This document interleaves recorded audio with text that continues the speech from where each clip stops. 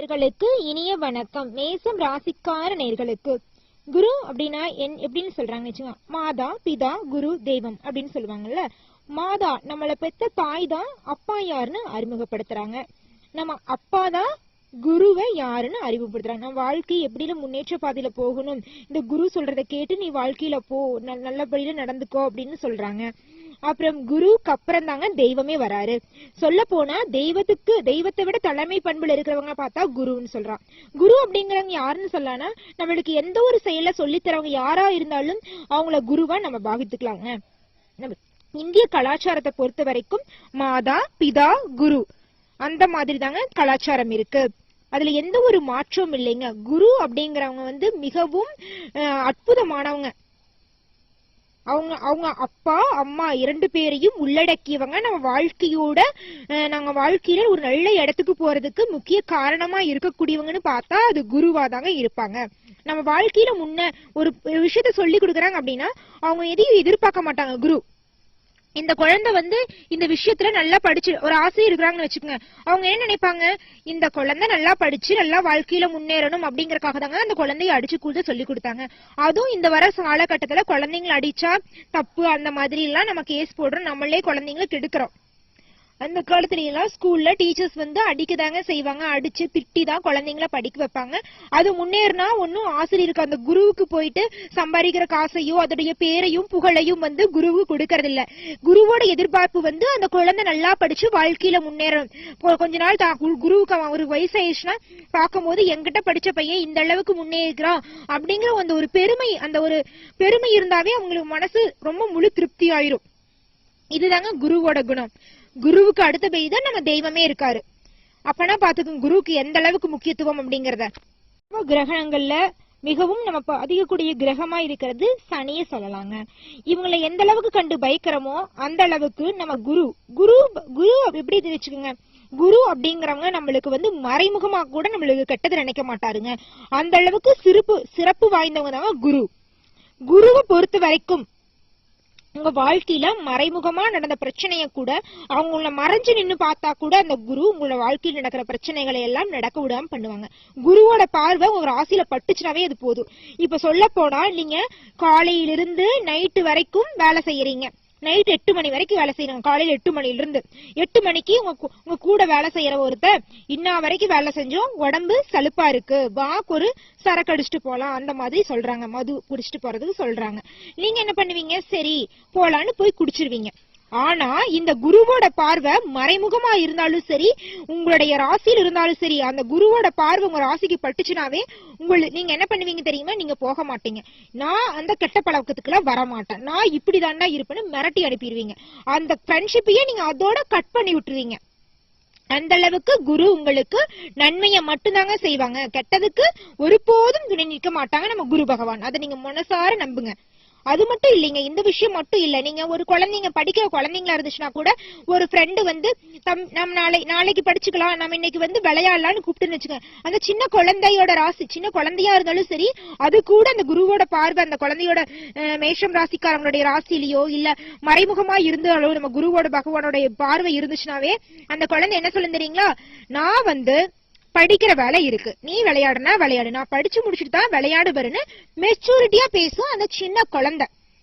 அந்த சின்ன குழந்தையோட மனசுல ஒரு நல்ல எண்ணம், நம்ம படிச்சா வாழ்க்கையில முன்னேறுங்கிற ஒரு குணம் எல்லாம் எப்படி வந்துச்சுன்னு நினைக்கிறீங்க, நம்ம குருவோட பார்வைதான். குரு மறைந்திருந்தாலும் நன்மையை தருவார், நம்ம ராசிக்குள்ள இருந்தாலும் அவர் நம்மளுக்கு நன்மையை தான் தருவார் அப்படிங்கறதுக்கு ஒரு சிறந்த எடுத்துக்காட்டா இத சொல்லலாங்க. குரு பக்ர நிவர்த்தியால உங்க வாழ்க்கையில ஏற்படக்கூடிய நன்மைகள் என்ன பாத்தீங்கன்னா, மேசம் ராசிக்காரங்களே குரு பகவானின் பக்ர நிவர்த்தியினால நிதி நிலைமை உங்க வாழ்க்கையில மேம்பட போகுது. பணம் தொடர்பான பிரச்சனைகள் தீர போகுதுங்க. குடும்பத்தில் மகிழ்ச்சி நிலவ போகுதுங்க.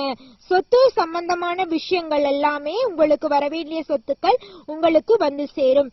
பூர்வீக சொத்துக்கள் உங்களுக்கு வரவேண்டிய பணம் எல்லாமே உங்களிடம் சேரும். வேலை தொழில் மற்றும் வியாபார நிதியாக முன்னேற்றம் காணப்பட போகுதுங்க. அன்புக்குரியவர்களின் ஆதரவை பெற போறீங்க. புதிய தொழில் தொடங்குனீங்கன்னா அந்த தொழில இரட்டிப்பா லாபம் கிடைக்க போகுதுங்க. இடத்தில் பயிற்சிகளை போலவே சனி பயிற்சி குரு பயிற்சியில இருக்குல்ல, அந்த மாதிரி குரு பக்ர நிவர்த்தியும் முக்கிய பங்கு வகிக்குதுங்க. இந்த நிலையில 9ஆம் தேதி அக்டோபர் மாசம் 2024 அன்னைக்கு வக்ர நிலையை அடைந்த குரு பகவானுங்க 4ஆம் தேதி பிப்ரவரி மாசம் 2025 அன்னைக்கு பிற்பகல் 3:09 வக்ர நிவர்த்தி அடைய போறாரு. இந்த வக்ர நிவர்த்தியால மேசம் ராசிக்காரங்களே உங்களுக்கு நடக்கக்கூடிய நன்மைகளை பத்தி நம்ம இப்ப பார்க்கலாம். குரு பகவான் அப்படிங்கிறவங்க உங்க ராசியில வந்து இருக்க போறாரு. இதனால உங்களுக்கு என்னங்க பலன் கிடைக்குது அப்படின்னு பாத்தீங்கன்னா, உங்க கையில வருமானம் பல மடங்கு உயரப்போகுது. திருமணம் ஆகாதவங்களுக்கெல்லாம் திருமணம் கைகூடி வரப்போகுது. குழந்தை பேரு இல்லாதவங்களுக்கு குழந்தை பேரு கிடைக்க போகுதுங்க. அது மட்டும் இல்லைங்க, வேலை இல்லாம கஷ்டப்பட்டுட்டு இருக்கீங்களா, உங்க படிப்புக்கேத்த தகுதிக்கேத்த வேலை கிடைக்க போகுது. சம்பள உயர்வு, பதவி உயர்வு, பணி உயர்வு, என்னென்ன வாழ்க்கையில முக்கியமான தருணங்களும் எல்லாமே நடக்க போகுது. புதிய நபர்களோட சந்திப்பால உங்க வாழ்க்கையே தலகீழா மாற போகுதுங்க. நீங்க இது நாள் வரைக்கும் நல்லவங்க யாரு கெட்டவங்க யாருன்னு தெரியாம அறியாம வாழ்க்கையோட நெளிவு செலிவு புரியாம நடந்துட்டு இருந்தீங்க. ஆனா இந்த குருவோட வக்ர நிவர்த்திக்கு அப்புறம் நீங்க வந்து யார் கூட பேசணும் யார் கூட பேசக்கூடாது, எதை செய்யணும் எதை செய்யக்கூடாது, வாழ்க்கையோட நெளிவு சுழிவா அறிஞ்சு வாழ்வுல முன்னேறதுக்கான முன்னேற்ற பாதையில எப்படி போகணும் அந்த பாதையில மட்டும் நீங்க செயல்பட போறீங்க. இந்த குரு வக்ர நிவர்த்தி உங்களுக்கு மிகப்பெரிய மாற்றத்தையும் அற்புதத்தையும் ஏற்படுத்த போகுதுங்க. சொல்ல போனா உங்க வாழ்க்கையே மறுஜென்மம் எடுத்த மாதிரி தலகீழா மாறப்போகுது. நீங்களே நினைச்சு பாப்பீங்க, இது என்னோட வாழ்க்கையா, இது என்னோட கனவு வாழ்க்கையா அப்படின்னு பாப்பீங்க. ஊரு உலகமெல்லாம் இப்படி வேலைக்கு போறான், 10,000 சம்பாதிக்கிறான், ஆனா அதுல முக்காவாசி பணத்தை குடிச்சே செலவு பண்ணிடுறான், குழந்தை இருக்கு மனைவி இருக்கா இத கூட புரிஞ்சுக்க மாட்டேங்கிறான்னு பேசுனவங்க எல்லாம் இந்த குரு பகவான் வக்ர நிவர்த்தி ஆகிற இந்த பிப்ரவரி மாசத்துல உங்களை பத்தி பெருமையா பேச போறாங்க. உங்களை பத்தி யாரு கேவலமா பேசினாங்களோ எல்லாருமே உங்களை பத்தி நல்லதா பேச போறாங்க. அந்த அளவுக்கு குரு வக்ர நிவர்த்தி உங்களுக்கு நன்மைகளை அள்ளித்தருது.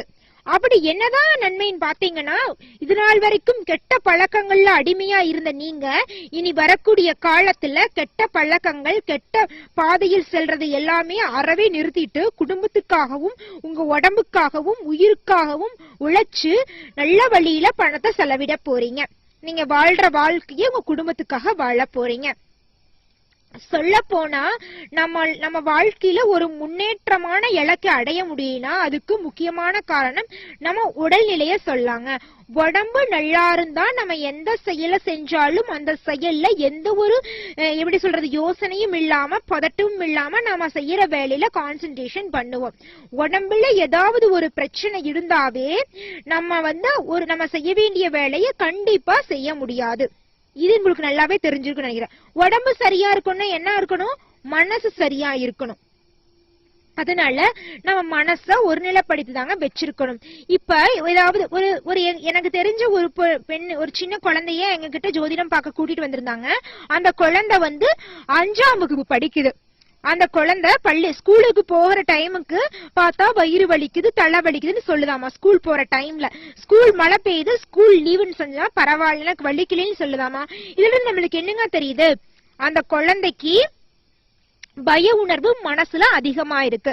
அதனால அது பய உணர்வு அது பொய்யெல்லாம் சொல்லல, உண்மையாவே அதுக்கு வயிறு வலிக்கிற அதோட மனசு ஒரு நிலையில் இல்ல. அதனாலதான் அது உடல்நிலை சரியில்லைங்கிற அப்படிங்கிற காரணத்தை சொல்லுது. அதோட மனசு நல்லா இருக்கிற உடம்புலயும் காய்ச்சல் வர வைக்குது, பயத்தினாலேயே உடம்புல காய்ச்சல் வருது.